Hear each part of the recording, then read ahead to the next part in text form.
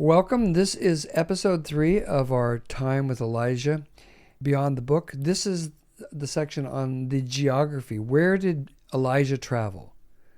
Where did he move? For me, it's very, very important when writing a novel.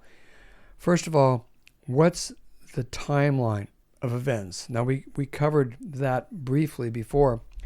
Where are we? Where are we going? I like to have been where I'm writing about. I can't always do that, but I did it in this case to some degree. Being in Israel, going to a lot of these places, not all, but a good portion of them. So I had some reference. Let's start out here where Elijah starts out. He's from Gilead. He's a Tishbite. We remember that. We don't know who his family is. We don't know who his mother is, his father, his brothers, sisters. We know that Yahweh tells him to go tell Ahab it's going to not rain until I say it's going to rain. So Elijah goes to Samaria, goes to the king's palace, and gets before the king and tells him, Ahab, it's not going to rain until I say it's going to rain. And the reason is because you're doing evil things. Your wife's killing the prophets, and it's going to stop. Ahab's taken for a loop by this. What's this prophet telling me that it's not going to rain? And why is he here anyway? My prophet's Micaiah. Why is this Elijah here? So Elijah, God says, get out, leave. I want you to go to the brook Cherith. Elijah is a Tishbite, so he's from the region of Gad. Gad was one of the 12 tribes, with the head of one of the 12 tribes. So Gad and Reuben, the first brother, these are all brothers of Joseph. Reuben, Gad, and half the tribe of Manasseh wanted that land where Elijah's from. It's a very, it's in the mountains and on the other side of the Jordan River. It's got a lot of pasture land with nice rocky soil, a lot of beautiful places for cattle to graze, sheep, cattle, that kind of thing. So that's where he was from. So God says, now you're at Ahab's palace. You told him it's not going to rain. Get to the Wadi Cherith. They sometimes spell it with a C, sometimes with a K. It's the same place. Nobody knows exactly where it is, but it's on the eastern side of the Jordan River. And I want you to stay there, and you're going to be fed. And ravens feed him, as we know. And he stays there for at least, from my best estimation, at least a year, maybe longer. From there, God says, okay, here's what I want you to do. I want you to go to Zarephath. And we know that Zarephath is where the widow woman is, that God sends him to live with. We also know that Zarephath is part of Ethbal's, his country. Ethbal's the king of the Sidonians, which is Sidon, Tyre, and Zarephath. So he's the king there. And Elijah's sent to Zarephath, right in the heart of the enemy. He goes there, he stays with the widow woman for a time. It could have been as long as 2 years, because for 3 and almost a half years he had to be living somewhere, and those are the only 2 places that are recorded. Then God says, okay, I want you to leave. I want you to go tell Ahab to get to Mount Carmel, because we're going to have a great time of presentation on that mountain. I want you to tell all the people. I want you to get all the Baal, all the priests of Baal that Jezebel has. I want you to get them up on that mountain. He's telling Ahab this, King Ahab. He finds them out in the field He's looking for straw and grass and water for his animals. I guess he didn't care much about the people. He's out looking for his own animals' stuff, to feed them. So he tells Ahab, I need you to get everybody up to Mount Carmel. Again, Ahab listens to him and says, okay, I'll do it.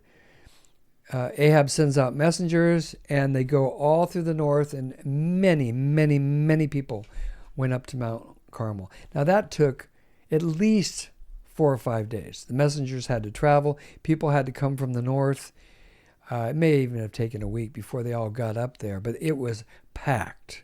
I guarantee you that mountaintop was packed. And if you've ever been up there, it's a wide expanse, okay, wide.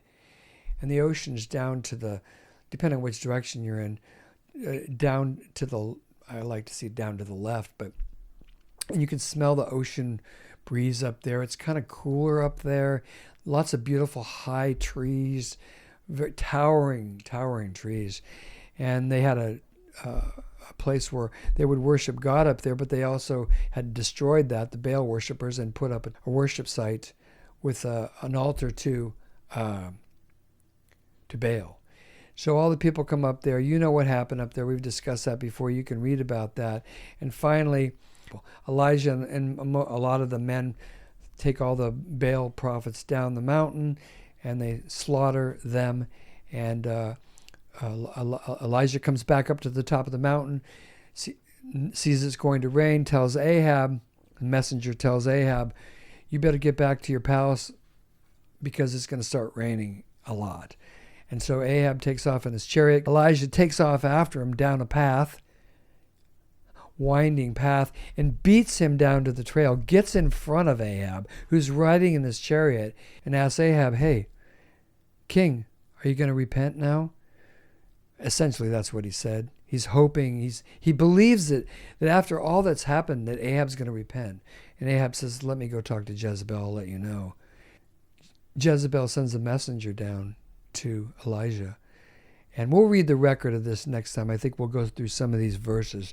But she sends a messenger down saying, if I'm Jezebel, and if you're not dead by this day, by the time this day is over, I'm not the queen. Elijah takes off in fear. He bolts. He heads for the south. And if you look on your map, you'll see he's got to go all the way up from Jezreel. He's going to go all the way down to the desert in Beersheba. He might have wanted to stop in Jerusalem, but thought, they're going to be chasing me everywhere. They're going to have soldiers looking for me like they did before. I mean, when he went to Zarephath, that was quite a journey. From the brook Cherith that dried up all the way up to Zarephath. Now he's got to go all the way. He decides that he's going all the way down to the desert, to the Beersheba. She's after him. There's going to be troops after him. There's going to be horses. There's going to be people after him. He gets down to Beersheba, down to the desert, that town bordering the desert, goes out, lays down by a tree and says, that's it, I'm done. I'm done with this job. Lord, I retire. I'm quitting. And he falls asleep. He says, I want to die. I don't want to do this anymore. Kind of like Jonah did too. Jonah did the same thing when he was done. He was so mad, but that's a different story. Let's stick with this. So he falls asleep and he wakes up and there's an angel sitting there cooking for him a hot little a biscuit kind of thing.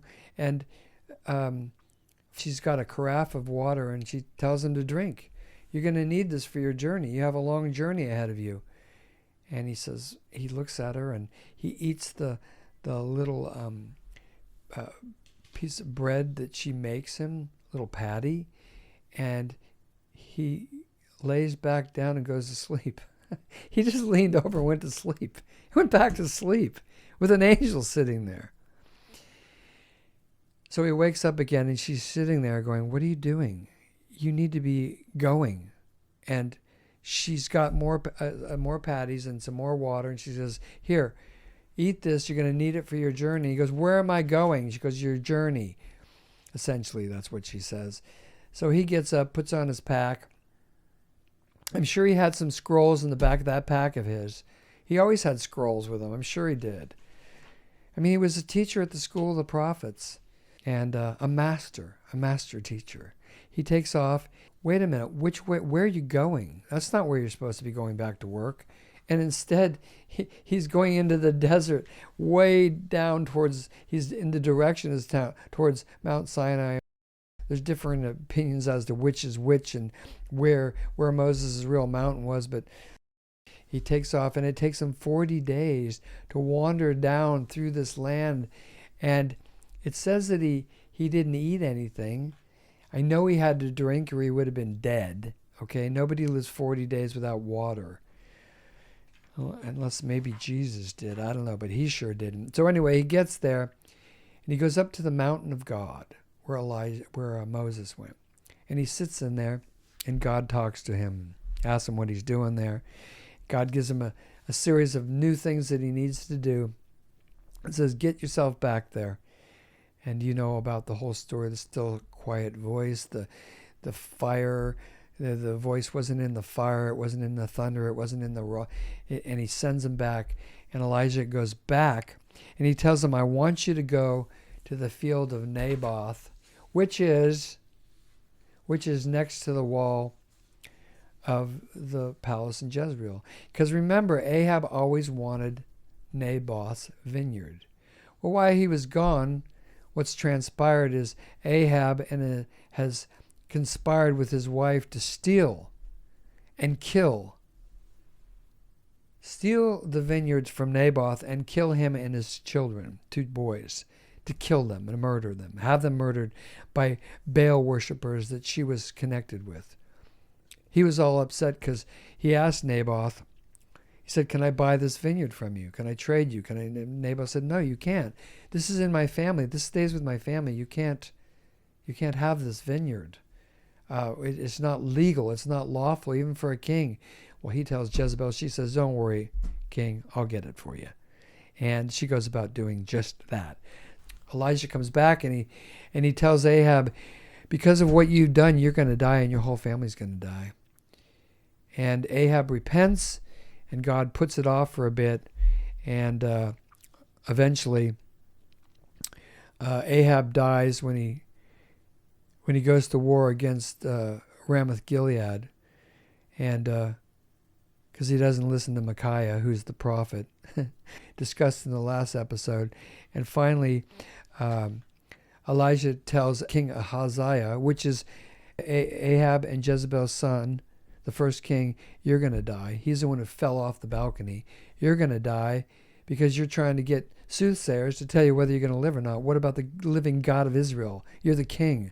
You're dead. You're not going to live. You're not surviving this." And he doesn't. That leads us to the 3 or 4 next really important areas that Elijah and Elisha went to, because Elijah went after he left Jezreel. He went and got Elisha, the young prophet to be. God told him he's going to be your prophet with you. I mean, after you're not a prophet anymore, you're going to anoint him as prophet, which is what he did. So those 2 go on a goodbye journey, a victory trail.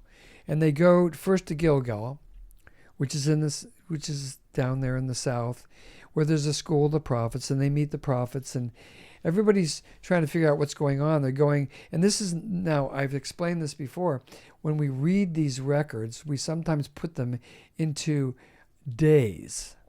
We think these things all happen in days, or maybe weeks, sometimes months. Sometimes it takes years for an event to take place. Like Ahab was king for a number of years. These things don't happen in months. So in this particular case, these things did happen in a couple days, maybe even a day. They go to Gilgal, and this is a special place that they're visiting before on this grand tour, this grand goodbye, last tour. And that's where in Gilgal is where Joshua crossed with the children of Israel, got the stones out of the river to signify the 12 tribes of Israel arriving into the promised land. Then they go to Bethel, which is north from there, and they visit another school of the prophets. And the prophets are telling Elisha, "Hey, your prophet's going to be gone soon. He's going to be leaving." And Elisha doesn't really know what's happening. He knows they're doing something, but he doesn't know exactly why this is taking place exactly. But they seem to know stuff, and he doesn't, and it's confusing. So they go from there to Jericho, another place where there's a school of the prophets, and the oldest recorded city in the world. They go to Jericho, another prophetic center, where they had the school of the prophets. And finally, they go to the Jordan River. And the prophets, the young prophets, collect there and watch. They're watching.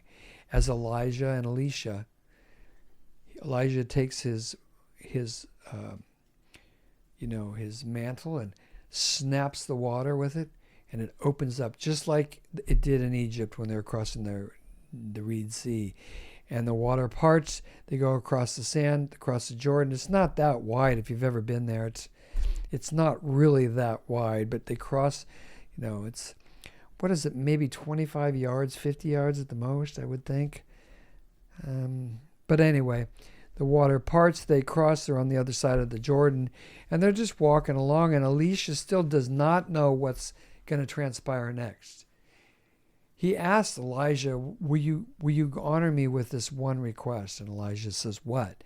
He says, let me have a double portion of your spirit. And Elijah tells him, well, that's a big request. If this all goes, I guess if God honors it, then you'll have what you've asked. If not, you won't. So they're walking, and all of a sudden they look up, and they can hear horses. They can hear the whinnying of horses, and they see a chariot coming towards them with horses, and it's flaming. And Elijah starts running out towards it. Elisha's stunned. And this chariot comes down from the sky, and probably, it doesn't say it completely stopped, hovered over the sand, and Elijah jumped into the chariot, and it took off. And Elisha's standing there watching this take place. He's got the mantle. Actually, Elijah threw the mantle on the ground. Elisha grabbed the mantle and put it on and walked away after the chariot was gone, went to the river and took the mantle and smacked the water, and once again the river opened up, and Elisha crossed the river. And the prophets were waiting for him, these young prophets. I don't know how many there were. It doesn't really say, but there was a collection of them. And they're all saying, where did he go? And Elisha said, he's gone. He's gone in a chariot of fire. And I don't know if they saw it or they didn't see it for sure. I don't remember exactly if they saw it or not. But they said, we have to go find him. We have to go find him. And Elisha said, you're not going to find him. You're not going to find him. He's gone. They said, but we have to go look. He's somewhere. He landed somewhere. He's got to be somewhere. And Elisha says, well, you're not going to find him. But they pester him until he finally says, well, then go find him. And they look for him for the whole day and maybe part of the next day, and they never find him. So Elisha becomes the prophet of the Lord. It may be very true that Elisha's time as a prophet was twice as long as Elijah's, which would mean the double reckoning was in years, not in power or in how many things he did. It's a possibility. So that concludes our episode here on the geography and the travels of Elijah from place to place, so that you get a kind of hopefully that helps you kind of find your way around the map. And the map is right on the website. You can go to my website, pull up the map. It's even got the numbers there of all the different places he went, so you can follow his route if you so choose to do so. So thanks for joining me for this episode 3, and look forward to seeing you again, and God bless you.